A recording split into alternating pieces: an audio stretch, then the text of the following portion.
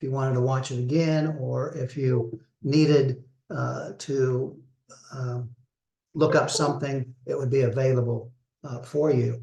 So before we get started, I just want to kind of do a house cleaning kind of thing. At this particular point, do you have any questions about the course organization or specific actions or anything at this point with the course?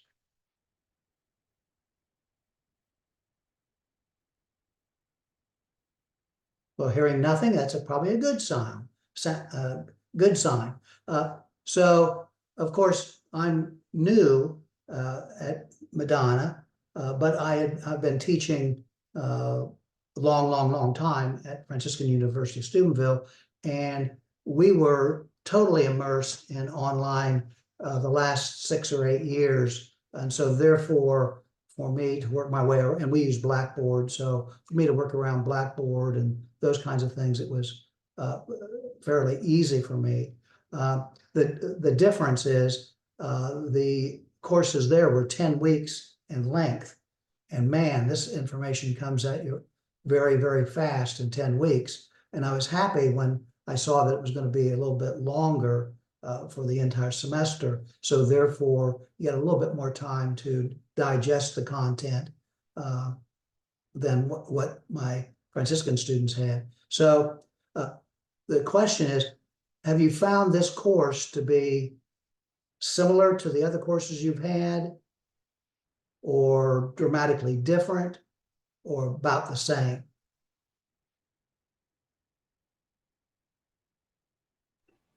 I would say it's close to the same. It's a bit more work heavy than some of the other ones that I've taken. But well, I'm glad to, well, the quizzes are like a totally different element. That's not been a part yes, of any graduate class I've ever taken. And I want to explain that. So with this content, I want to have a good feeling about your understanding of concepts. And so a way to do that, of course, is with quizzes. And of course, one of the things I want to do is reduce anxiety. So, yeah, I taught a course like instructional leadership. Instructional leadership, yeah, you have general concepts, but you're working on practices and you're doing things such as that. And so therefore, quizzes might not necessarily be significant or necessary there, whereas papers and other kinds of assessments can take the place of quizzes, so to speak. And I wanted to make the course well, 25%. So each course or each quiz will be worth 5% of the grade. So if you would happen to not do well on the first one, you'll have time. But I think that after you have followed, and the one thing I want to make sure that I tell you right up front is I'm not trying to be picky-unish, if you get my drift, with this content. It is complex, not as complex as school law, but it is complex. And it is, that's another thing about this course versus curriculum leadership, for example. In another course I taught with curriculum leadership, you've been in the school, you've watched the curriculum, you've seen how curriculum gets developed and things such as that. And so therefore, you have a fair understanding of the content coming into the class, having taught for a number of years, like most of you have. And of course, this course is somewhat unique because you may not have had any exposure to these kinds of things. Although what we try to do is we try to take your experiences like property tax and make it so that you understand that not only as a student or a administrator, but also as a property owner, because it's important for you to understand how they arrive at your property tax. Of course, it was quite amazing to me to find out that Michigan, the principal residents in Michigan, are not assessed property tax. So therefore, well, we'll get into that later. So, I understand that it might be a little bit more content intensive than some of your other classes. Just understand that I want you to have a good understanding of this topic. And the reason I feel so strongly about that is, of course, schools, as you all realize, are driven by finances. If you don't have finances, you can't have a good curriculum. If you have the luxury of a well-funded school system, you have the luxury of having technology, you have other kinds of things. So with that, we'll go ahead and get started. And so what I'd like to do is I'm going to give you the objective, and then I'd like for someone to jump up and give us their response to that, and then we'll fill in the gaps. And I really would like for each person to participate rather than just one person dominate the conversation. So with that said, recall briefly the history of the U.S. private and public school funding, including the evolution of school revenue, the legislative and judicial influences on school funding. Who'd like to jump out there?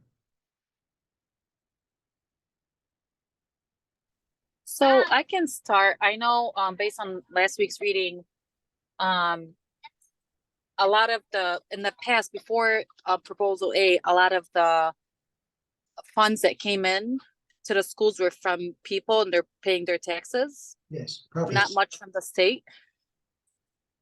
Yes, okay.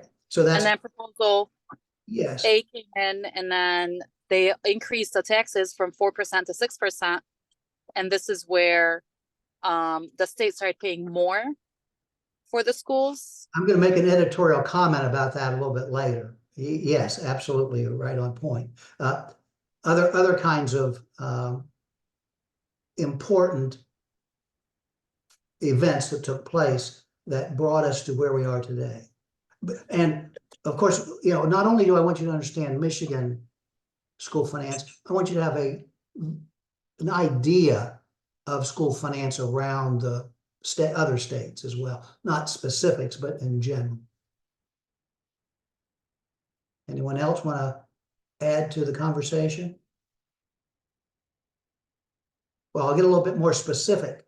So why is it that the states, not the federal government, must pick up the tab, so to speak, for the majority of school funding in Michigan as well as other places?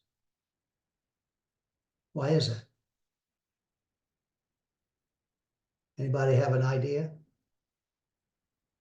I'm sorry, what was the question again? So what governmental act has caused state governments to be the most responsible for the funding of schools in their state as opposed to the federal government?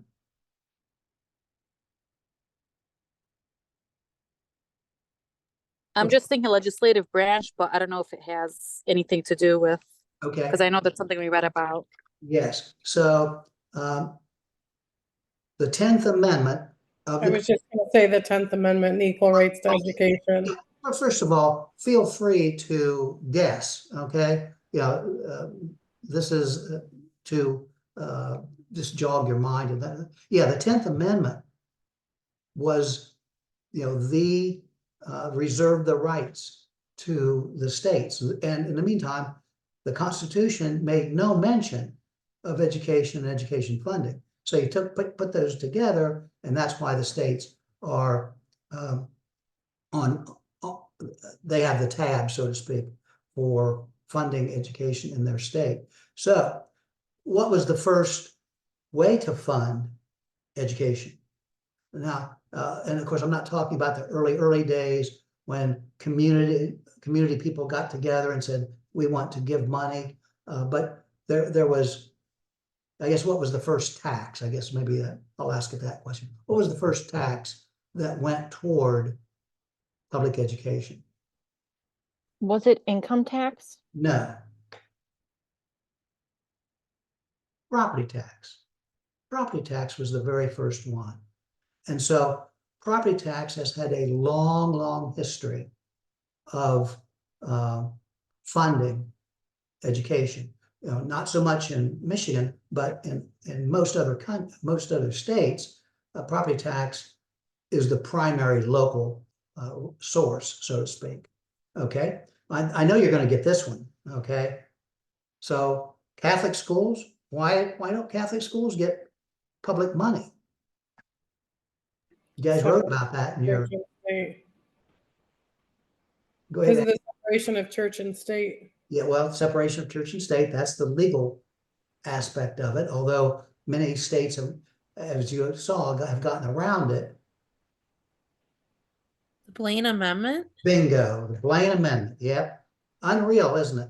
I mean, unreal that this guy was running for president, thought he'd run on that particular platform, and it got so much action that it was just, you know, unbelievable the impact that has had on Catholic school students across the country.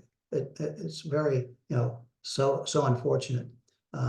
Okay, so the last thing that I would want to point to is, so who's the new player? Not player, I don't want to use that word because we're going to use that in a little bit later.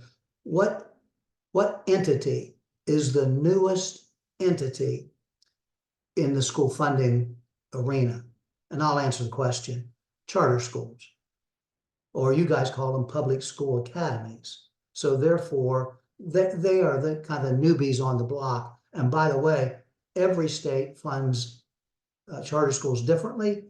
Michigan takes a very good stance. They link it to their the resident school funding, basically. But now I don't have any charter school students in here, do I? No, but I used to work at one. Okay, so, you know, even though I wrote sections, and by the way, if a section doesn't apply to you, don't read it. You don't need to, you know, I'm not going to ask you questions about charter schools and their funding. It's complicated to begin with. Okay, so let's now get into recognize the percentages, and I don't mean specific percentages, but of a district's general fund sources, largest, middle, lowest in general. And it would be true in Michigan as well as most other states. What's the lowest source of governmental funding? Where's the lowest percentage coming from? Would it be federal? Bingo. Federal government has the least. And I don't know, yeah, I think maybe we talked about this in the history.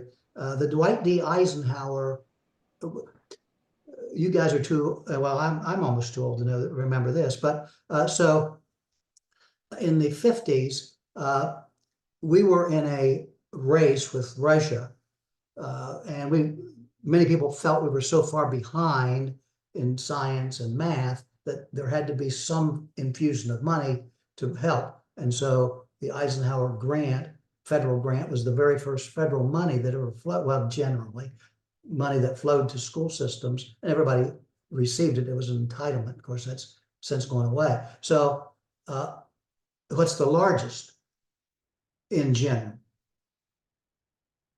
Now, what's left is local or federal or state. So what's the largest? State sources, absolutely. And of course, that leaves local. And on a national scale, this is a little bit dated, but federal government was paying 7.3%. The state was paying 47.3%, and the local sources was at 45.4%. Now, what's happened over the years is the federal government has decreased in their percentage of commitment, and typically states have picked up a certain level of commitment beyond the locals, but the local and state in general is about the same. Okay, so I guess I'll make my editorial comment right now about Proposal A there in Michigan. So here's my editorial comment. Of course, my guess is the property tax payers complain to their legislators. and their legislators listened and said, oh my, yes, the local share is much higher than the state share. So therefore, we have to do something about it, and proposal A ultimately passed. But I think it was Angela pointed out, what happened is, yes, property tax from the principal resident went away. However, there were increases in state income tax collection. There were increases in sales tax. I think you said from 4% to 6%. So therefore, I make this editorial comment that the legislators just changed the deck chairs, so to speak, taking some of the burden off of taxpayers and putting the burden more on all the Michigan population. So, but the money didn't necessarily dramatically change. The amount of money did not dramatically change. So anyway, that's the case we have there. Okay, so now let's get into expenses. What's the most expensive? What's the largest expense that schools incur? What category is the largest expense? Isn't that staff? Salaries, yes, salaries. And so as you get, we build on this information, you're going to see that there are ways to mention these expenses. For example, salaries is a function within the general fund. Employee benefits is second, followed by purchase services and supplies. And of course, teachers often question, why don't we have more supplies? Well, the budget just doesn't allow it because we're paying, and typically about 57% of the budget is paid out in salaries and 23% is paid out in benefits. And so when you're looking at almost 80% of your total budget committed to salaries and benefits, there's just a heck of a lot less for other kinds of things. Okay, so let's get into the fiscal players. And I went through a whole litany of those kinds of things, those individuals. I guess I'm going to ask this question. What surprised you? Which fiscal players surprised you that you maybe hadn't thought about them having a commitment to education funding? Any in particular?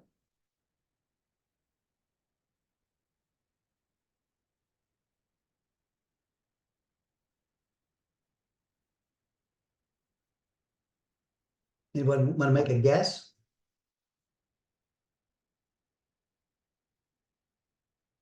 Well, I just want to point out that, of course, there are the federal process, which you will get into later, and how the president initiates the budget, the Senate makes their changes, and eventually a budget gets passed.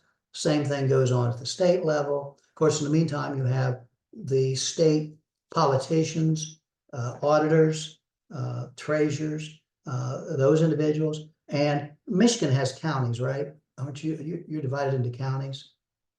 Yes, just like Ohio. And so at the county level, you have a county auditor. You probably voted for a county auditor, perhaps.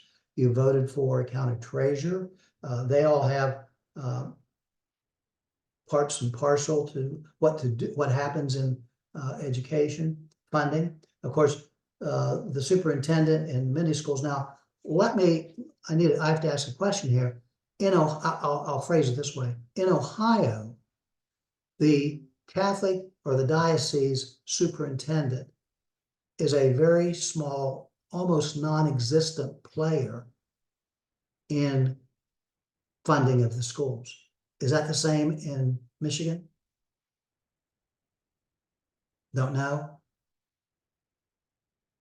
That might be something you should maybe ask your principal, because my guess is they probably don't. They probably don't. I think that's kind of a common theme around the United States. But check on that one, because it would be good for you to know that. So the fourth objective talks about ethical business behavior. And we don't need to go through all of those misbehaviors, but it would be worthwhile for you to have an understanding of those terms. And of course, in the meantime, oftentimes you read in the paper or see on the news, maybe not the paper, you read it on the internet, or you watch it on the news, where a principal was caught embezzling money. Well, good to know what that means. Or they were caught misappropriating funds. And so good to know that. The one I want you to hear is conflict of interest. And a conflict of interest occurs when the school official has a personal interest in, say, a business, for example. Business. So let's say they have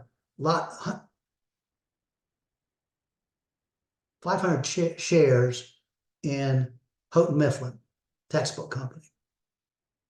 And they decide what textbooks are going to be purchased.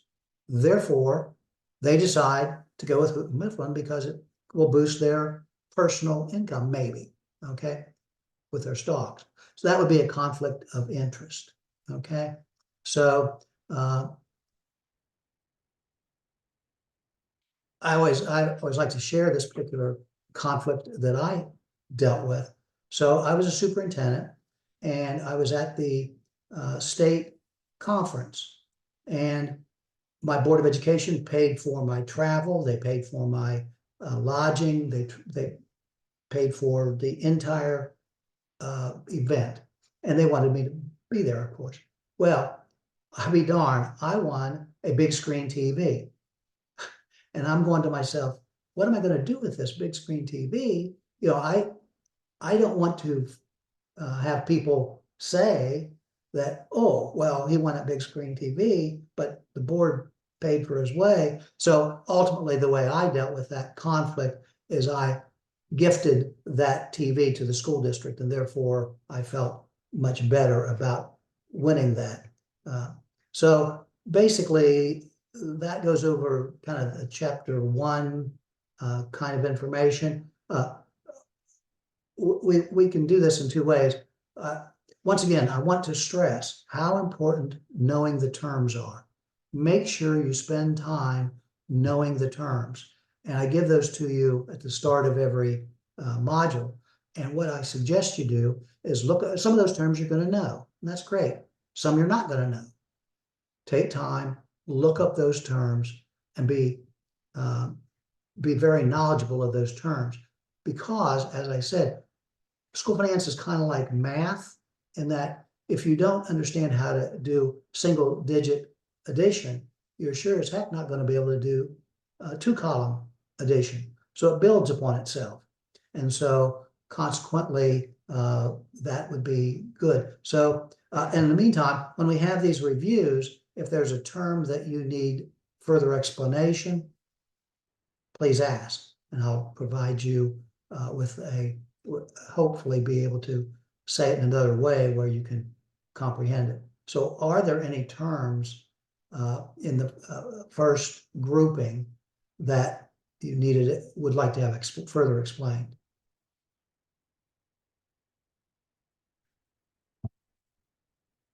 Okay, we'll move on. So the next, and I bet this surprised you. I bet this really, it kind of surprised me, as Ohio has all independent school districts, where we in Ohio, the school district can pass levies.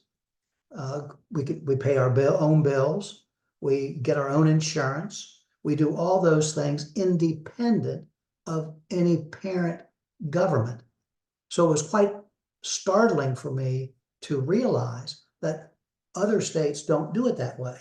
And so I want you to be just a little bit conversant in understanding the different types of school districts beyond just an independent school district. So can you give me another one besides the independent school district?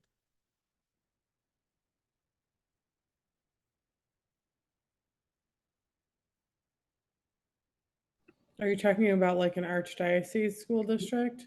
No, I mean, that would be a type. Parochial schools, private schools, that's a grouping. Charter schools would be a grouping. But what I'm talking about is dependent school districts. So my guess is by not hearing anybody, well, can anybody tell me what a dependent school district is? Like I said, you don't have them in Michigan, but I want you to have a little bit of a understanding of school finance statewide. Okay, an independent school district is a school district who has a parent government that actually does all the levies. They do all of the those kinds of things for the school district. Now, typically, big cities are dependent upon the city government. And so therefore, that would be the other type. Of course, non-public, you mentioned that. Throughout the text, I refer to the non-public schools as opposed to saying parochial. And of course, in the meantime, I realize that you have diocesan schools, there are other private schools that maybe aren't even attached to a religion, of course, the parochial schools, so a variety of others. And of course, the public school academies or the charter schools, which are the new ones on the block. Okay. We already touched upon this, but no, we haven't touched upon this. So recognize U.S. public school districts financial support by source, which shows a reliance on property tax. Okay. What I'm asking is this: of local source money, so now we're into that third module. So of the open source or of the sources of money, local source is primarily funded by property tax across the country. Now, for Michigan, the local source comes from non-homestead properties, and they come from commercial properties. Those two bring in the majority of the local funding that Michigan schools receive, Michigan public schools receive. Of course, we realize that for the parochial schools, the source is tuition. That's the majority of the local source for parochial schools. Okay, so now we get into property classifications, and be thrilled that Michigan's classifications are fairly simple. They basically have two types of classifications. Have you gotten that far yet? Property classifications. Well, class 1 property in Michigan is commercial personal property. Commercial personal property. Class 2 property, those are all other non-homestead residential, commercial, and industrial properties. Homestead, commercial, and industrial properties. Now, the next thing that you need to understand is the assessment. What's assessed? How much are they charged? And in both of those categories, commercial personal property and the non-homestead, it is 50% of their true market value, 50%. So that's the assessed value. We'll get into that in a moment. So I want to go back for a minute and just give you a little bit of information around the states. So having taught students from Pennsylvania, I was well aware of the local taxes that were assessed on property owners there. And they had just had a ton of them. I mean, just for an example, they have what's called a franchise tax. That's on a business. They have an occupational license tax. So you are charged based on your occupation, a certain amount of money. Real estate transfer tax, that's kind of normal. Quite a few states have that. But so anyway, there are states have a lot of other local sources. So blessed in Ohio, quite frankly, we are one of 3 states that allow income tax, local income tax. So when you file your state taxes, you have to say what school district you live in, because they're going to make sure that income tax that's voted on, if it's passed, is taken from your paychecks. And so that's another local source. So let's get around to these classifications again. There are 4 different general classifications, 4 general classifications. And the first one is fairly easy to comprehend: exempt property. Can someone tell me what an exempt property would be? And maybe an example? One that you don't pay taxes on, Yes, like tax exempt.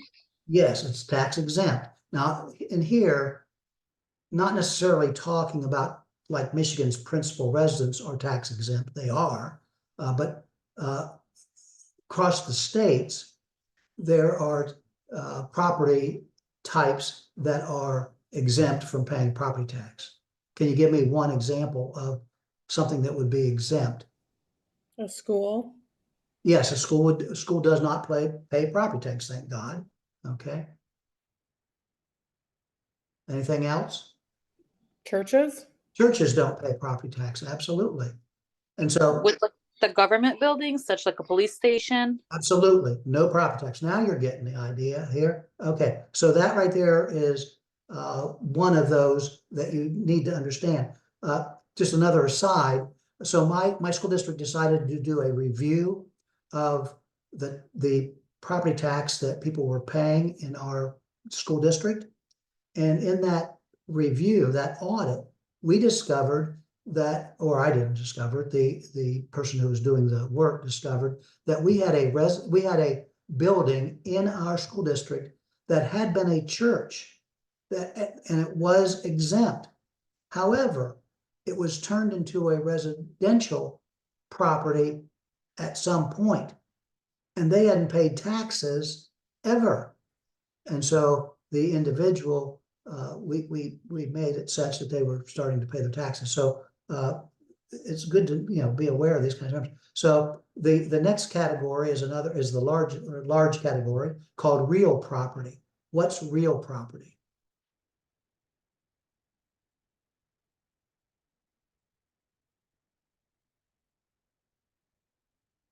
Well, real property, that's basically all the other property: residential property, commercial property, agricultural property, utility property, buildings and structures, and land, building and structures. That's all real property. And that is opposed to tangible personal property, tangible personal property. Tangible personal property, business inventories would be tangible personal properties. Equipment, farming equipment, for example, would be a tangible, touching personal property. The last one is intangible personal property. And that's property that you can't touch. It has no form or substance, such as stocks, bonds, copyrights, trademarks, et cetera, et cetera. Now, just as a general aside, there are states that assess tangible personal property. That's part of their property collection. There are a few states that collect intangible personal property collection. And in both categories, tangible personal property and intangible personal property, there is a movement to get away from those kinds of things. So anyway, those are the general classes of property, okay, for taxing purposes. And of course, once again, in Michigan, the real property would be the non-homestead residents as well as the commercial property. Okay. So now we get into the math part of this. And by the way, I've had students ask me, is there a lot of math in this class of school finance? The answer is not necessarily, but there's a little bit of finance, and particularly in this particular one. So we want you to have an understanding, as to a general understanding as to how the county auditor determines an individual's, and in your cases, non-homestead property tax. Can somebody give me the general formula for that?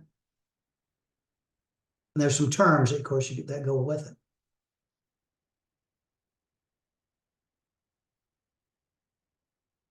Would it be like if it's a property that you don't resign at, like you're not? Well, yeah, so in Michigan, a property that is classified as non-homestead, you are going to pay property tax on that non-homestead property. Now, understand that property A and property B aren't the same pieces of property. One's more expensive than the other, perhaps. Primarily, we'll go with that for right now. And so therefore, that drives how much money person A and person B will pay. So make sure you jot this down, because I do have some problems that you're going to have to fill out and upload in the test. So here's the basic formula. You take the fair market value. Now, terminology. Can someone tell me what the fair market value is? What is fair market value? What's that term mean?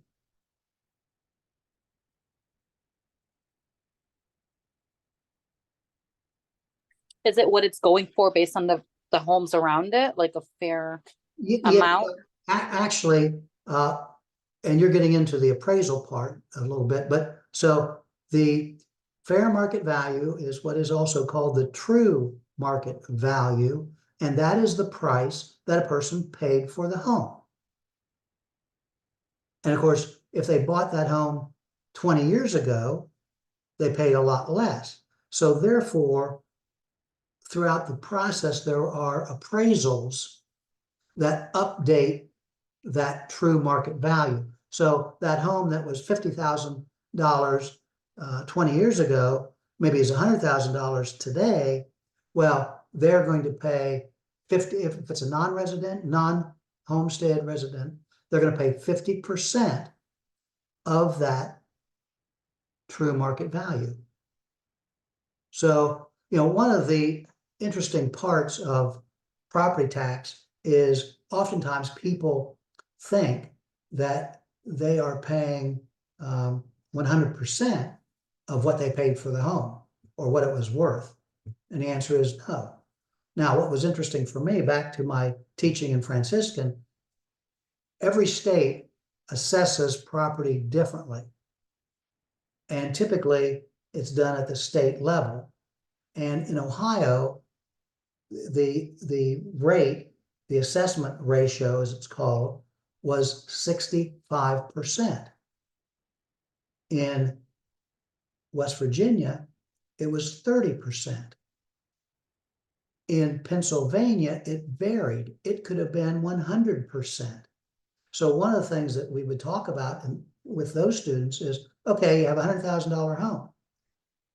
You live in Ohio. How much are you going to be paying? What's that true market value was 100,000. How much are you paying? 65,000. Correct. Well, if you move that house to West Virginia, how much you paying? Well, 30,000. Well, you don't want to move it to Pennsylvania because it's going to be 100,000. So anyway, that's the start of this formula. You take the true market value and you multiply it by the assessment ratio. So in the problems I'm going to ask you, I'm going to ask you to tell me what a non-homestead property would be if it was like $100,000 or if it was $200,000. So I'll change the variable there, the true market. It's also called assessed value. It's how much is assessed, okay? So that's the first part of the equation. True market value times the assessment ratio. And the assessment ratio, Are you exchanging I just want to make sure I'm clear because I'm yes, thinking sometimes you're saying fair market value and sometimes you're saying true market value. Okay. Are you using that interchangeably? yes. That term can be used interchangeably. It could be called the true market, or it could be called the market value, could be called the true market value, or it could be called the assessed value. Assessed value, okay? Now that's, and that's the starting point of this formula. The second part of the formula is you take that assessed value, that true market value, that market value, multiply it by the assessment ratio. Then you multiply it. What that equals is that's called your assessed value. That is how much is assessed. So once again, you own a non-homestead property that's $100,000 in true market value. You apply the 50% assessment ratio on that. The assessed value is $50,000. That's what's assessed. That's how much the tax payer is going to be looking at as far as value is concerned. Okay, so then the second part of the equation is you then take the assessed value and you multiply it by the millage. Now, can anyone tell me what the standard assessed millage is for non-homestead properties in Michigan?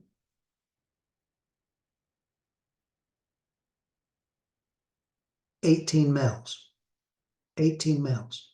Now, another thing you have to understand is what's a mill?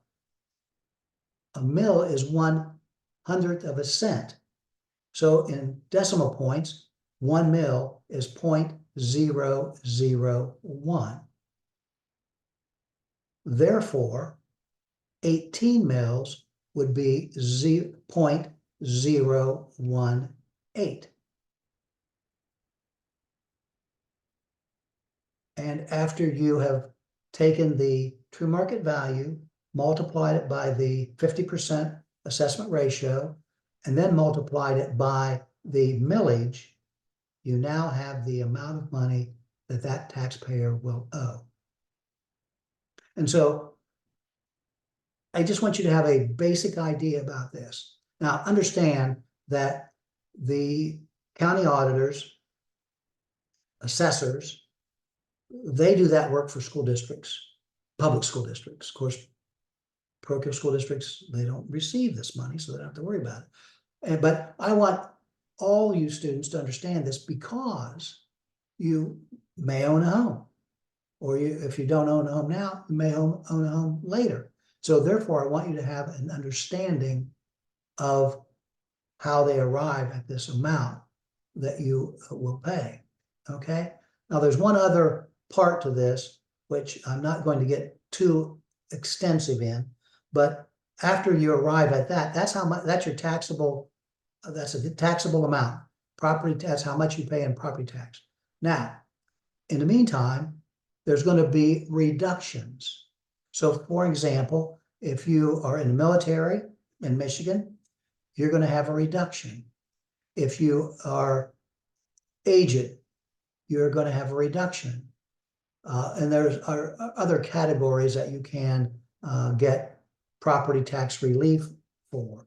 And so therefore, typically military veterans, widows, low-income individuals, and elderly, almost universally across the country, and also in Michigan, receive a reduction. So once again, some misnomers out there by individuals in that, first of all, you do not pay 100% of your house's value in taxes or your non-homestead property in taxes.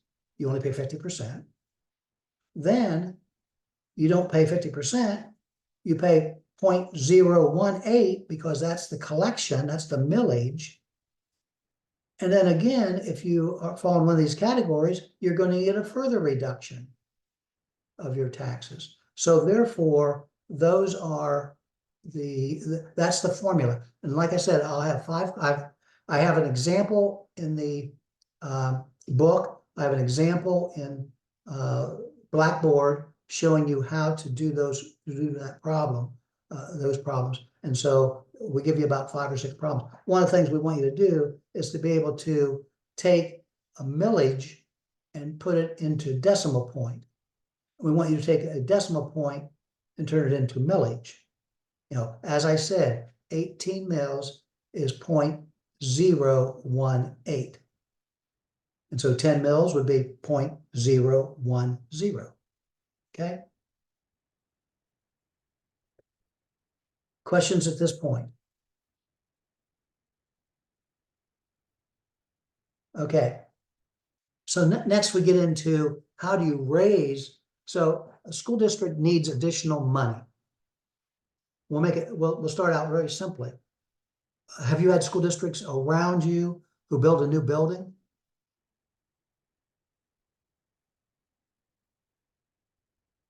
We'll say no, okay? Well, if a school district wants to build a new building, they typically ask their voters for what is called a bond issue. And I gave you an example of a school district there in Michigan who actually passed a bond issue. And so therefore, that right there is one of the ways that it gets involved, that you receive money. Now, I'm not going to go into the particulars of a bond issue, other than I want you to know that a local community can vote yay or nay on a school building. And they do it via bond issue. Now, the bond issue is paid over like 20 some years, kind of like a house mortgage, quite frankly. And there are a lot of specifics about how that's done. In my second book, I get into the details of bond issues, but that's one of the ways to raise local funding. A second way in Michigan to raise local funding is to ask for a non-homestead operating levy.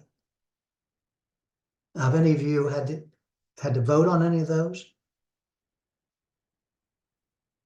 So basically, so let's say that a community has only they're only collecting 10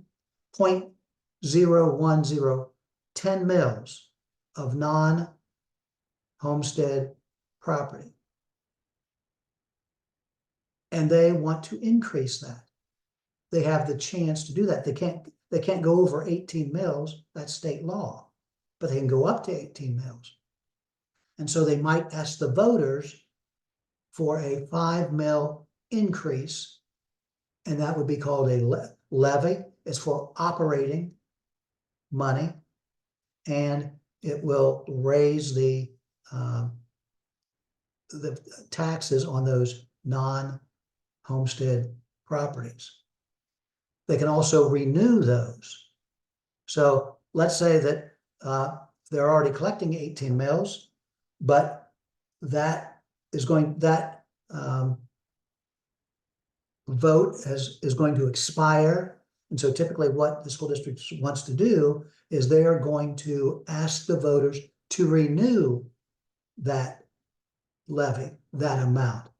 And so consequently, and when they do that, the typical ad says, and we're not raising your taxes, which is true. They're not going to raise your taxes. They're just going to continue to collect what they were collecting before. So basically, you have 3 opportunities to increase the local tax amount. And that's with a bond issue. Bond issues build buildings, or they also, they can be used for any type of purchase that has a long life, so to speak, like a building. Typically, a building has a 20-year life, but technology could also be a bond issue, although in general, that doesn't get passed very often. Okay. So this next question, well, let me ask this. Can someone tell me the meaning of a property appraisal or a property reappraisal? I also use the word mass appraisal. To see how much it's worth, like the house? Yes. So as we said, so that, and I'll jump out there and say, in Michigan, those all property, but particularly the non-homestead properties are reappraised annually, every year. Someone's coming out and looking at the property to see if maybe a swimming pool's been added to increase the value, other kinds of things maybe could increase the value. And that is a property appraisal, a property reappraisal. And so back to that house that was 20 years old, they've gone through 20 different reappraisals there in Michigan to get to them to the point where the house is now 100,000, worth 100,000. And so they're paying 100,000 on it. And if it's a non-homestead property, they're paying 50% of that 100,000, and then 18 mils, 0.018, that's their actual, how much they're paying in property tax.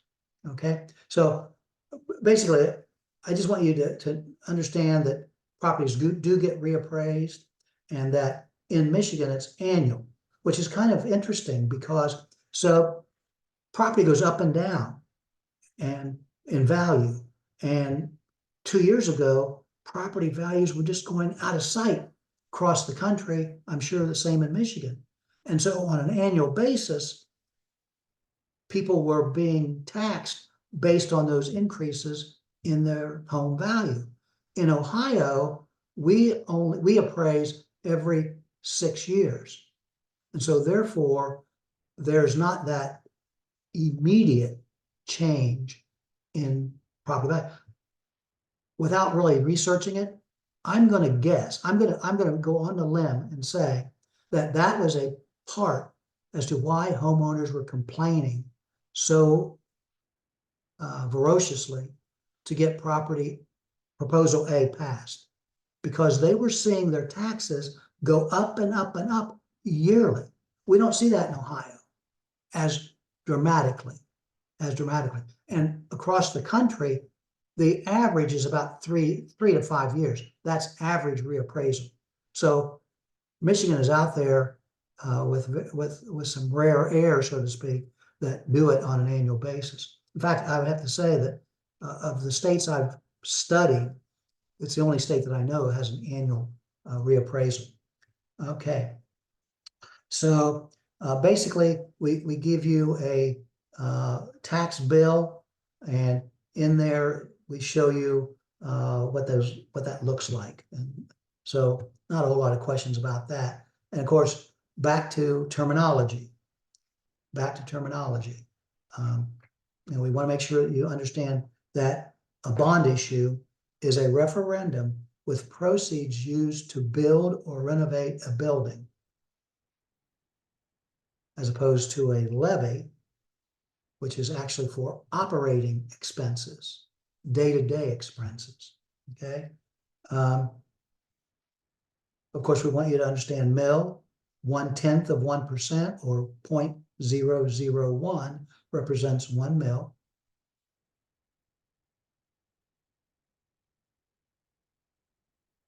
So for Kathleen, I don't know if Kathleen's Kathleen. So with the non-tax local revenue for parochial school is tuition.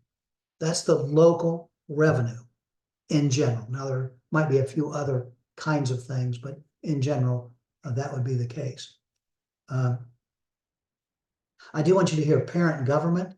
Once again, dependent school district has a parent government, meaning that government oversees their business activity. And typically it is either a county or a city, could be a state. In Alaska, it's a borough. And so therefore, that is a parent government. Okay.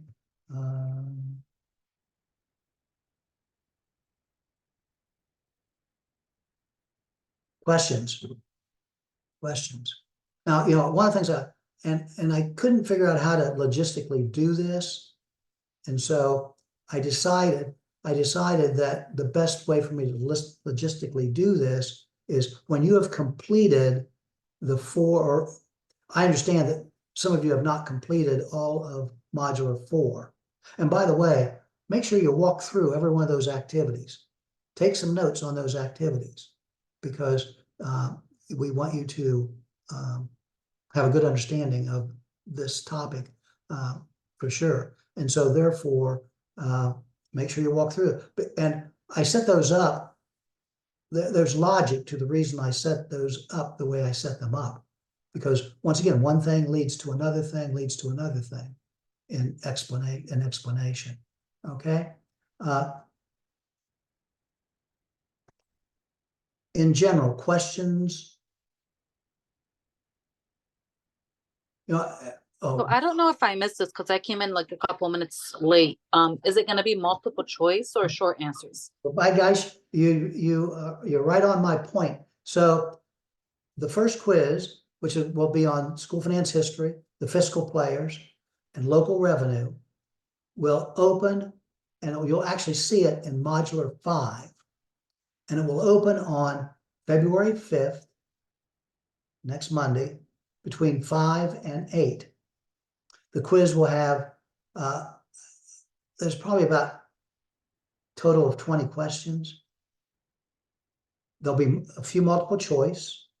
There'll be a few true and false, and I'll have one response where you'll upload, and that will be your problems that you will solve, and you will submit that to me. So you want to have those done, have them saved on your computer, and upload them.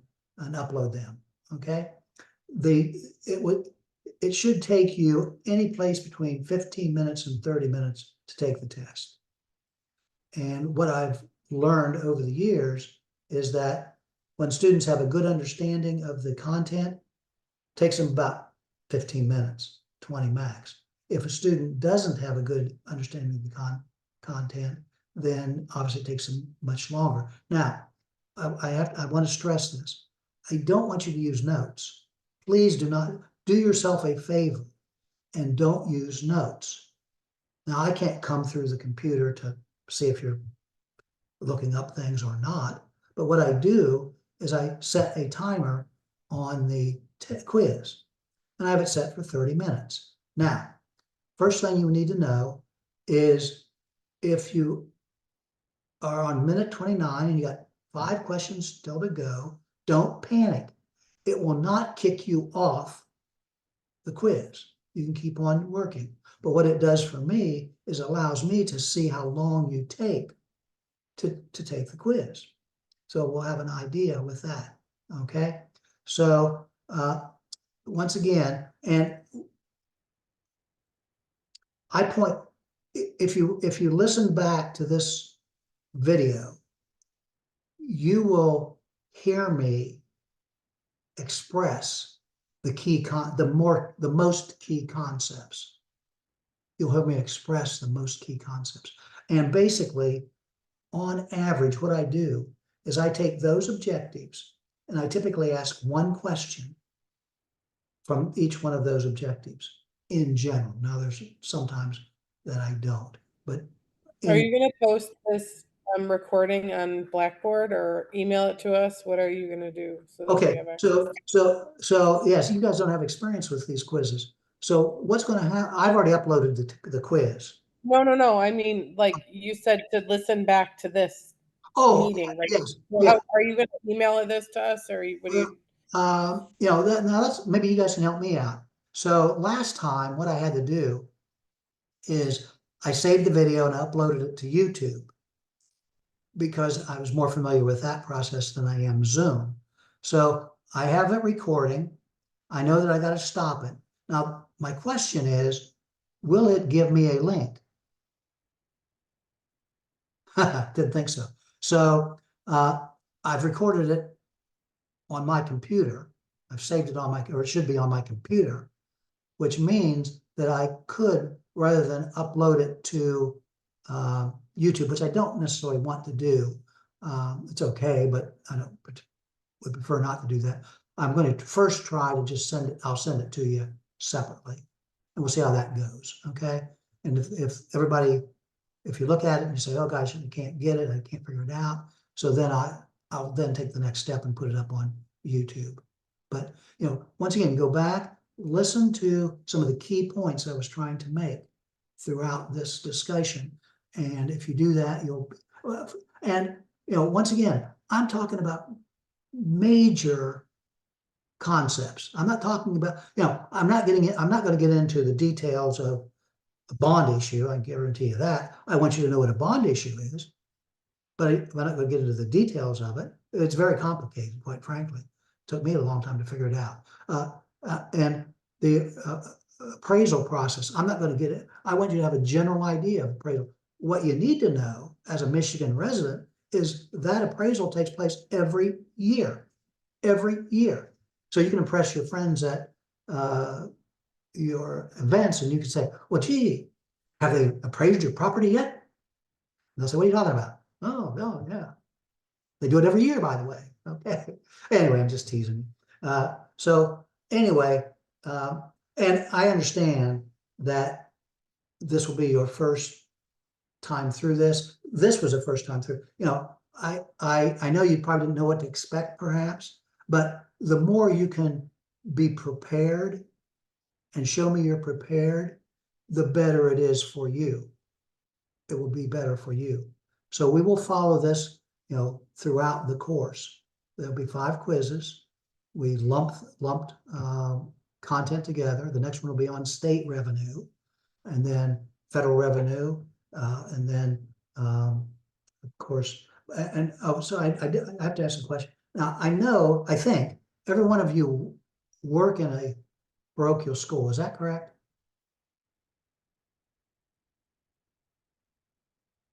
Okay, because to develop a budget for a public school is much more difficult, quite frankly. I mean, think about this. So if within your budget, you have to figure out how much money we get in from local sources or non-homestead property, we have to figure that out. We have to, and there's ways to do that, but it's more complicated as opposed to parochial schools where you look at the tuition primarily, or user fee, tuition and maybe user fees, and that right there becomes your income side of the equation. Of course, then we look at the expense side of the equation, and all the expenses, regardless if you're in a public school or parochial school, are virtually the same. You know, the same is true in a parochial school, that salaries will be the #1 expense. And so that's the way that works. So anyway, we'll go through this process. You know, don't get overly anxious. Understand the key points. Please understand the key points, because like I said, this information builds. So today I'm working on your budget. The reason I wanted to ask the question about the budget is because that would have taken me a little bit different direction. I'm working on that, your budget preparation page. Well, So I work at a public school, so it would be different. oh, okay, yeah. I don't mind doing it for a charter school if it's easier, like on your end. Charter schools is not easier. Well, give me some time to think about that, okay? Okay, and I've also worked at a private school for 6 years prior, so I don't know if that would. So I think for you, I'll just answer the question right up off the bat. I think for you, and I understand that this will be all of your first endeavors on doing this kind of work. I think it would be best for you to go to a private school and get some information from the private school. That will be the easiest thing to do. And so for an example, you know, we talked about salaries. Okay, well, later in the course, you're going to find out that there are ways that salaries are accounted for, the accounting system. And so therefore, that those terminologies build on each other, and you have to have an understanding of them as they progress. So, for example, if you were in Pennsylvania doing this and you were working in a public school, you got to know those nuisance taxes. They call them nuisance taxes. There's all, and although they're trying to get away from them, they still seem to be, they're still on the books, so to speak. Okay, well, I try to keep these around an hour, and so we're pretty close to being at that particular time. Any other questions that you might have? And, feel free to text, to email me if something is I can't quite get this. Feel free to email me, and we'll kind of go from there. Okay? Can I stay on with you for just a second? Sure, absolutely. With that, we'll see all you later. And I'm going to go ahead and stop the recording, okay? But we'll stay on.